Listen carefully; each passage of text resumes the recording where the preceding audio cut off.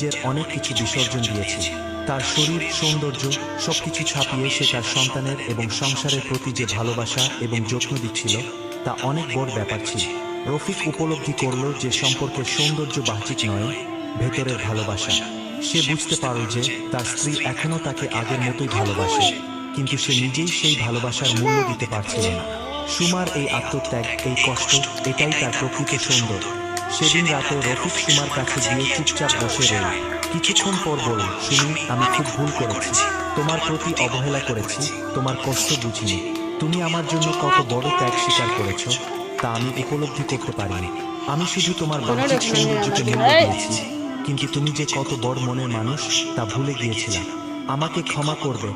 সুমি কিছুক্ষণ চুপচাপ থেকে চোখের জল মুছে বলল, আমার জন্য তুমি আগে যা করেছ তার জন্য আমি কৃতজ্ঞ, কিন্তু আমি চাইনি তুমি আমাকে শুধু আমার সৌন্দর্যের জন্য ভালোবাসো।